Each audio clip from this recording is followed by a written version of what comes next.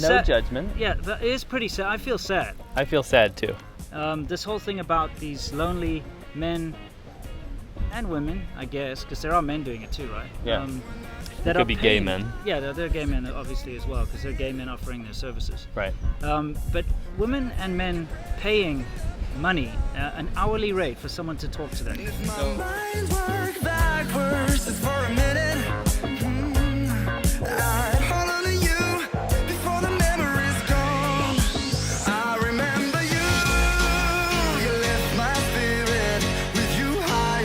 kind of weird. We're sitting at the sea. I'm going to tuck you in. No, that's okay. I must say, it is very soothing, though, to have the lovely sounds of the ocean behind us. It is. And it's beautiful to be in nature, finally. Yeah. When you're in those Chinese cities, there's people everywhere, and it's loud and pollution and stuff. It's nice to have a clean blue ocean. The seas are really gross in China. They are.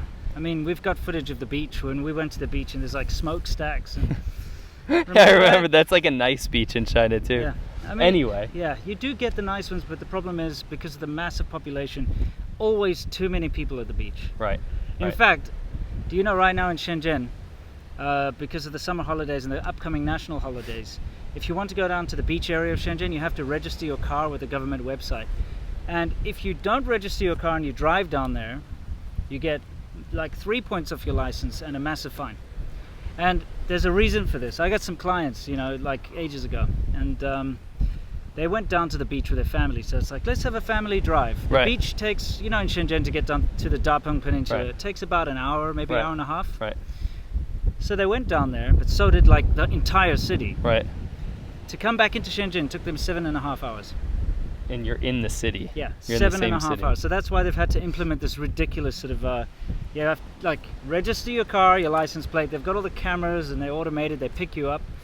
Anyway, that's completely off topic, because we're talking about this whole weird kind of sad in a way.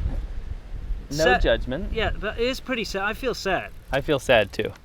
This whole thing about these lonely men and women, I guess, because there are men doing it too, right? Yeah. That could be gay men. Yeah, they're gay men obviously as well, because they're gay men offering their services. Right. But women and men paying money, an hourly rate for someone to talk to them. So in my research, when I actually tried this stuff out, I went through, and at first I thought, because all the news headlines and stuff in China, like, look at these losers paying girls to play LOL with them, right? Yeah. It goes much further than that, okay? So it looks to be about $5 US per hour. Yeah. Or sorry, $1 US per hour. Yeah. Wait, no, $5. $5 per hour for someone to play PUBG, LOL, or the big, like, kind of cheap MMOs that they like. Stuff, yeah, Fortnite, all that kind of stuff. And the domestic Chinese games as well. And they'll go on their headset and they'll talk to you and play with you and all that kind of stuff. But it goes further than that. It does. And sometimes, when you have like a little camera and you can see the other person, so they'll do that. But they do all sorts of other nonsense for you. So, for example, there's one where they will call you at night and they will read you a bedtime story. And you had a funny theory about this. Yeah, because when we were researching it, you and I both listened to some samples.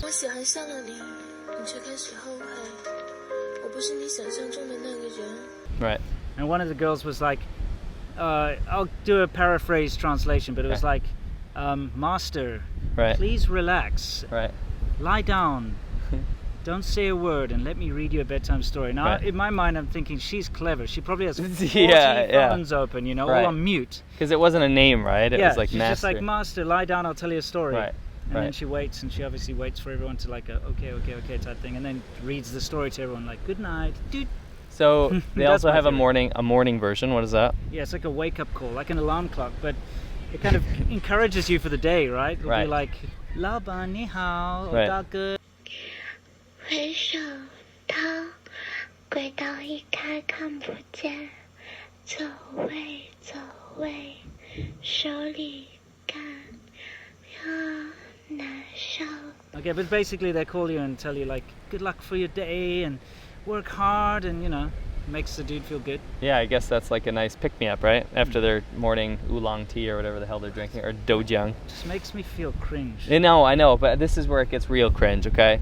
You can pay them to sing you a song, right? So they'll obviously include your name or something. I don't know what they're doing with that, but they'll sing you a song. But this is where it gets weird. 可当我在街上了，在风雨寻找你，留下的只有带着你味道。 She's like, sorry, I can't do this. Yeah. So obviously this is targeting people that would like sexual stimulation as well. I don't want to be tinfoil hat about this, but I'm going to say the majority of people are getting off on this. Yeah, I mean, Let's come be on. honest, right? It's weird. So there's one service called Virtual Lover, right? And I think that's, you know, That was a the most polite way expensive to- one. Yeah, like some of these girls were charging like $200 or $300, but it says per day for some of them. So I think you have them on the line all the time. So you Yeah. can send them messages all day. You can go on webcam with them, things like that. But the other ones were cheaper, but they were like per hour. Yeah. So I think what happens, you go on webcam with them and it's a freaking live, it's a cam girl, right? Maybe. It's gotta Well, be I mean, what's that happening. stuff's completely illegal in China, though. It's but it's probably rampant, though. Yeah, it's probably close to as illegal as it can be without being illegal. No, a but lot you of it. gotta understand, dude. Like, I'm in so many WeChat groups, and so many people will send these videos into these groups of these cam girls that get paid. They get the gifts and stuff and like live stream. It doesn't matter if it's illegal. It's never been more popular. Yeah, it's There's true. just underground apps and different ways to get around it, right? Yeah. And that's how China works, obviously. But anyway, the real money doesn't come from this hourly rate. Yeah, it comes from gifts, Right. virtual gifts. And, you know, we did a long time ago that whole thing about China banning bananas being eaten Right, online. right. Because this whole live streaming thing took off like crazy Right. here in China. And like It's literally... still going. Yeah. People like young girls. In fact, I'm going to go do a little mini documentary soon, like in about a week, where I'm going to go to one of those houses. They actually have, it's like a brothel Yeah. almost. There'll For be a cam pimp. girls, right. And they'll set up like different rooms to look like a girl's bedroom. Right, so they'll have teddy Yeah. bears Teddy and bears makeup and blah, their blah. closet and all that. Right. And then they just sit there and live stream all day, and they Right. dance and they sing and they talk Right. nonsense. And the popular ones get these gifts, a virtual gift, so that you can give them like a virtual teddy bear. Right. Costs you in real life, like Money. say Right. 20 RMB. Right. And then obviously the streaming company takes a huge cut, and then the girls get like, I don't know, 40% or whatever. Right. Some of these gifts cost 1,000 RMB, and Yeah. they'll send streams of them. It's like Yeah. the most rich people, apparently. Yeah. But I read that a lot of these men go into severe debt Yeah. giving virtual gifts because there's competition, right? There's other men watching the same girl. Sure. So they want to outdo them, and then the girl encourages. She's like, "Oh, Daga, let's call him whoever. Jinga. He gave me more than you now." And then the other guy's like, I'm gonna go sell my cat so I can get some money. "Right, Yeah, I know it's pretty bad, but basically it's this virtual gift thing. So you have this, I don't know, for lack of a better word, a virtual girlfriend Yeah. / virtual assistant or virtual friend. Yeah, virtual friend. Oh wow, there's some military planes flying around here. That's pretty cool. transport." Yeah, it's transport. C-130. That's super cool. Yeah, it is really cool.